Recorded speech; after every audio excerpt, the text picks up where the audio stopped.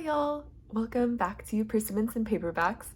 This is like super post when all of the other clips from this video were filmed, but realized that we never actually filmed a proper introduction. So this is going to be a reading vlog throughout a week, just like a month ago where we were reading. And yeah, hope that you enjoy. Hey y'all, so today is Monday, February 27th. I'm gonna try and do a reading vlog this week of everything that I read. And I work like pretty 9 to 5, so I just kind of try and find times to read outside of that mainly. The lighting is really weird. But yeah, so the two books that I'm reading today to start the week off are Giovanni's Room by James Baldwin, and then I'm also like listening to Beach Read by Emily Henry right now, and about like 2 hours out of like the 10 hours through that, and it's like pretty lighthearted and chill so far. I'm not like obsessed yet, but I'm enjoying it. And yeah, I'm reading Giovanni's Room with like a bunch of friends, so we're planning on meeting hopefully Sunday to talk about it, so I need to finish it by then. And I think, yeah, it's like pretty short, but also like I really want to like heavily annotate it and like mark it up, which I've kind of been doing, so I bought a copy of it as well yesterday, so I'm excited to keep reading that, and I feel like probably gonna take like an emotional toll on me, but it's like really amazing so far, like the writing and James Baldwin in general, so I feel like it's gonna be predicted 5-star book for me. But yeah, I'm gonna hopefully make some progress on both of those tonight. I'm about to go to the gym, so I think I'm gonna like sit on the bike and listen to Beach Read, and then try and shower and read Giovanni's Room after that, and make some progress. But yeah, I will check in with you later once I have done that. Hello. It is about 9:25 p.m. today. It's Monday. I've simply been in meetings all day, and then also after work, but now it's reading time. I have The Unconsoled by Kazuo Ishiguro, which I picked up at Open Books like a little while ago. And I have this little cat plushie that my roommate got for our apartment. And I'm simply going to just like try to truck my way through this book. Like one of my reading goals for this year is to like try to get over my fear of books that are over like 400 pages. And so this is one of them. Hello again. So it is a few hours later. I just got back from the gym, and yeah, I'm like almost a little over half done with Beach Read by Emily Henry. And yeah, I forgot to kind of talk about like what it's about. But for those who don't know, it's about a girl named January Andrews who endures a bunch of like trauma in her, I think, later 20s, and then she basically like goes to her deceased father's home that he had with his mistress slash, yeah, I don't know, other partner in like Michigan on the lake, and basically like she's a writer. She writes like rom-coms. However, she is like in a huge lull and like really loved her parents' like marriage growing up. So now this is like super devastating because she's changed her perception of like how her parents' relationship was, right? Because her dad was cheating and then he dies. So yeah, she also ends up like meeting her next door neighbor who's like her nemesis from college at the University of Michigan, who's also a writer, and he's like definitely like a little bit more successful, and he writes like literary fiction, so she thinks that he's always kind of looked down on her, and they had like one kind of moment in college as well, so it's kind of like a little bit enemies to lovers, second chance sort of vibes. But yeah, I don't know, I'm like definitely enjoying it more than I thought I would be.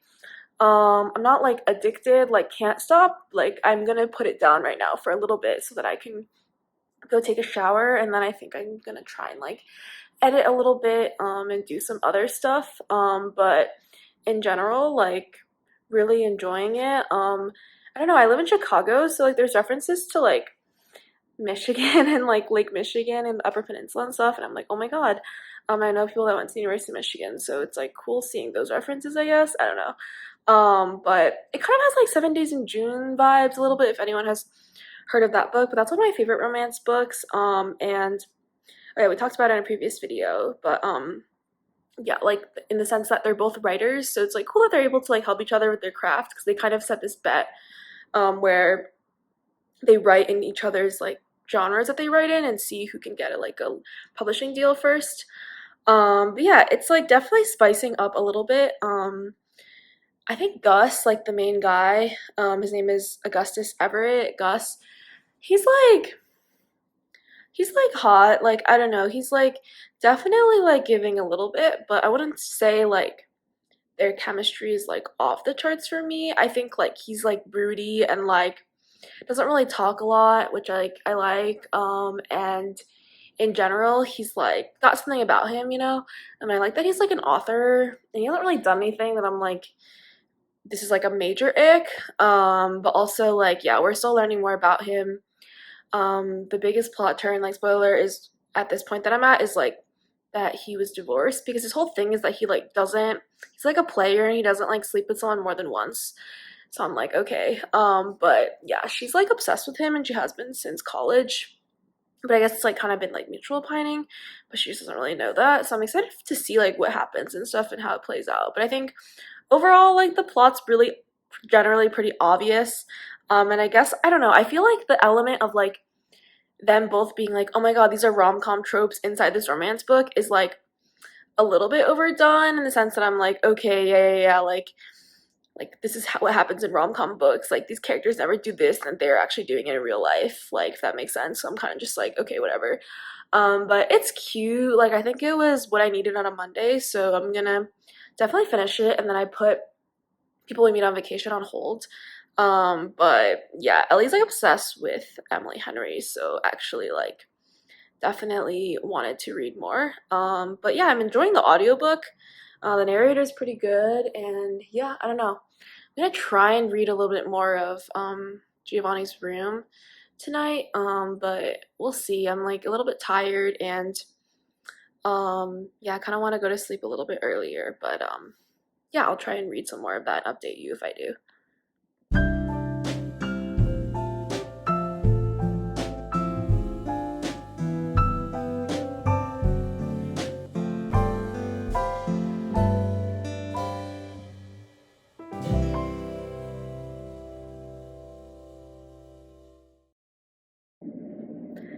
Hey y'all, it's another day. It's actually Wednesday now. LOL.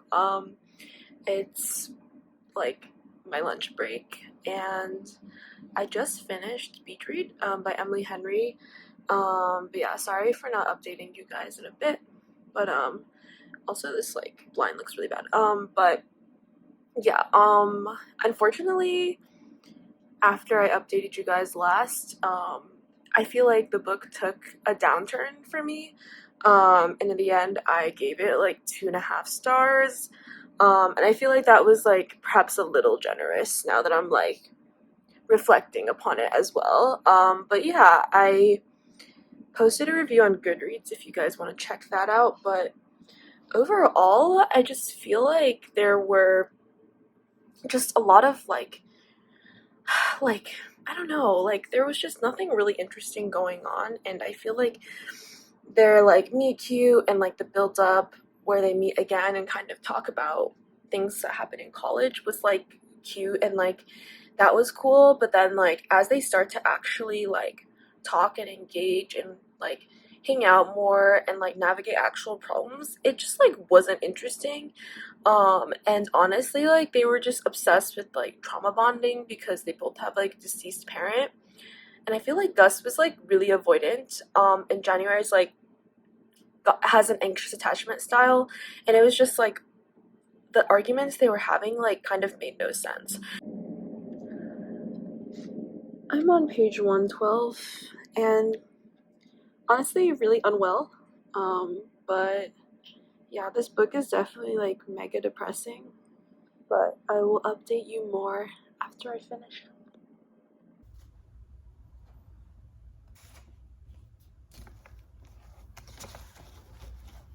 Okay, I've been reading for like 20 minutes, and I got to like page 200 something, and I'm like simply getting tired because I go to sleep super, super early. But I don't know.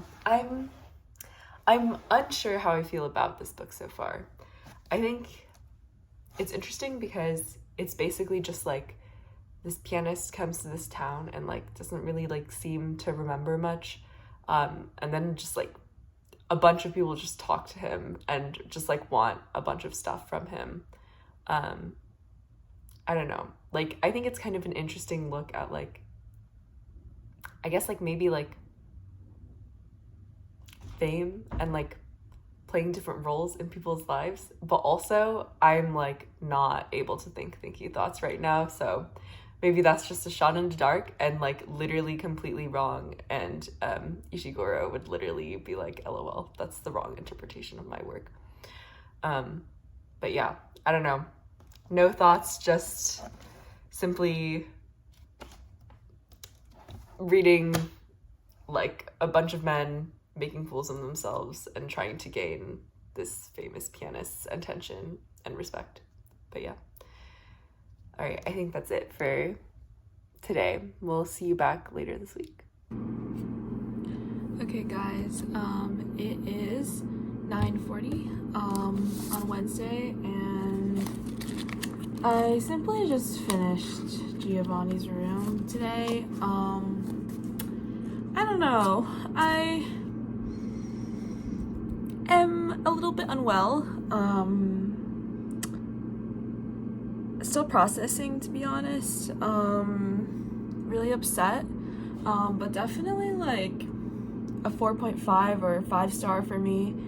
And yeah, I don't know. James Baldwin's writing is insane, and I think this book was just like devastating in every sense, but definitely like a really good read. And I'm glad I read it. I don't think I even went over like what the book is about, but yeah, maybe Ellie already did that. If so, I will just cut this clip. But it's about David, who is an American man who's in Paris, and he is engaged to another American woman named Hella, and they're just living in Europe. Like, he just basically went there instead of going to college, I think, so he's just kind of there.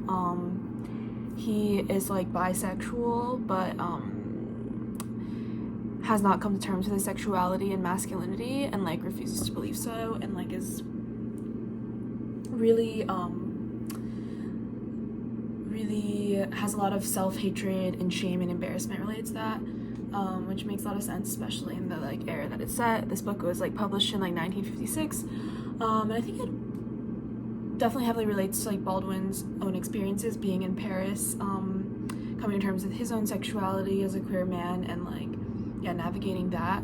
And Giovanni is like a man he meets at this bar, and him and Giovanni have an affair, and yeah, the book is kind of the result in like events, like a lot of tragic events that like happen after that. But yeah, it was really good. I don't even know what to do with myself now. I'm reading with a bunch of friends, but none of them have really started yet, and I'm just like here alone, like not doing too well. But yeah, just like gonna just chill. I'm definitely gonna read more this week. I'm definitely been in a reading mood, to be honest. I want to read better romance, but yeah, I'm like, I need to finish Dante's Inferno, but like I don't really want to read that right now. Like, I feel like reading about the circles of hell is like not always, you know, the vibes. So I might try and I have this book called Debt. It's about like debt cycles. I might read that, or like the history of debt. Or maybe I'll I have Legends and Lattes and a bunch of other books on my Kindles. Maybe I'll continue with some of those. All right, editing, Ellie back again. We also never filmed an outro. So yeah, that was our reading vlog for the week. Let us know in the comments what you've been reading recently. And yeah, if you want to, please feel free to like and subscribe, and we'll see you soon. Bye.